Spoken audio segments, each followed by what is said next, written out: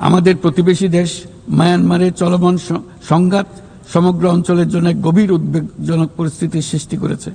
এটি যে শুধু আঞ্চলিক স্থিতিশীলতাকে ঝুঁকিতে ফেলছে তা নয়, বরং বাংলাদেশে আশ্রয়প্রাপ্ত বলপূর্বক বাস্তুচ্যুত রোহিঙ্গাদের তাদের মাতৃভূমি মায়ানমারে প্রত্যাবাসনকেও কঠিন করে তুলেছে। 8 বছর পার হয়ে গেল, রোহিঙ্গা সংকটের কোনো সমাধান হলো না।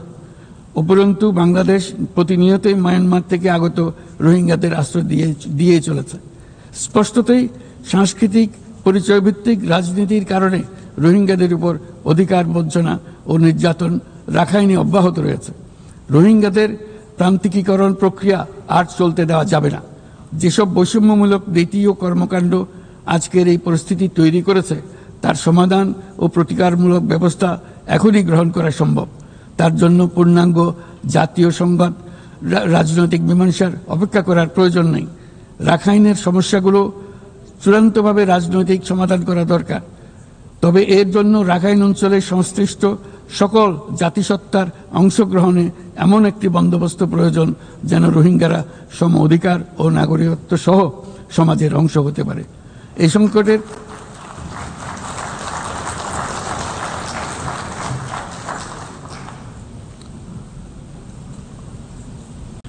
এই সংকটের সবচেয়ে বড় ভুক্তভোগী রোহিঙ্গারা, আর তাদের পরে বৃহত্তম ভুক্তভোগী হলো বাংলাদেশ। তবে আমাদের মনে রাখতে হবে যে রোহিঙ্গা সংকট কোনোভাবেই মায়ানমারের সঙ্গে বাংলাদেশের কোনো দ্বিপাক্ষিক বিষয় নয়, বরং আমরা শুধু একটি দায়িত্বশীল প্রতিবেশী এবং আন্তর্জাতিক সম্প্রদায়ের দায়িত্বশীল সদস্য হিসেবে আমাদের দায়িত্ব পালন করে যাচ্ছি। কিন্তু তহবিল সংকটের কারণে আজকে রোহিঙ্গা ক্যাম্পগুলোতে ন্যূনতম জীবনমান বজায় রাখার আমাদের যৌথ প্রয়াসও ভেঙে পড়ার উপক্রম হয়েছে। বিশ্ব খাদ্য কর্মসূচি তাদের জরুরি সহায়তা কার্যক্রমে মারাত্মক তহবিল ঘাটতির বিষয়ে ইতোমধ্যে সতর্ক করে দিয়েছে আমাদেরকে। অবিলম্বে নতুন তহবিল না এলে মাসিক রেশন অর্ধেকে নামিয়ে এনে মাথাপিছু মাত্র $6 নামিয়ে আনতে বাধ্য হবে, যা রোহিঙ্গাদের অনাহার ও অপুষ্টিতে নিমজ্জিত করবে, যা তাদেরকে আগ্রাসী কোনো পদক্ষেপ নিতে বাধ্য করবে। তহবিলের অতিরিক্ত কাটছাট হলে তা নিঃসন্দেহে সুরক্ষা ও নিরাপত্তা ঝুঁকি বহুগুণ বৃদ্ধি করবে, যা ক্যাম্পের সীমানা ছাড়িয়ে যেতে পারে। তাই আমি বিদ্যমান দাতাদের সাহায্য বাড়াতে এবং সম্ভাব্য নতুন দাতাদের অনুদান প্রদানের আহ্বান জানাচ্ছি, যাতে এই বিপর্যয়কর পরিস্থিতি এড়ানো যায়। মানবিক সহায়তার জন্য নতুন ও বর্ধিত তহবিলের বাইরে আন্তর্জাতিক সম্প্রদায়কে অবশ্যই মায়ানমার সরকার এবং রাখাইনের অন্যান্য অংশীদারদের উপর ইতিবাচক পরিবর্তন ও দ্রুত রাজনৈতিক সমাধানের জন্য চাপ প্রয়োগ করতে হবে। অন্যান্য প্রতিবেশী দেশগুলোকেও তাদের দায়িত্ব পালন করতে হবে।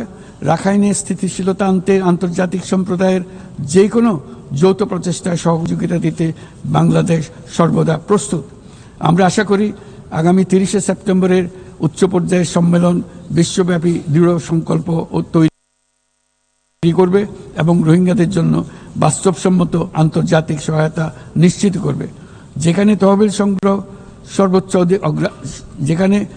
সংগ্রহ সর্বোচ্চ অগ্রাধিকার পাবে। একই সঙ্গে আন্তর্জাতিকভাবে একটি রোডম্যাপ গৃহীত হবে এবং সময়াবদ্ধ কর্মপরিকল্পনা গ্রহণের মাধ্যমে রোহিঙ্গা সংকটের স্থায়ী সমাধান খুঁজে পাওয়া সম্ভব হবে।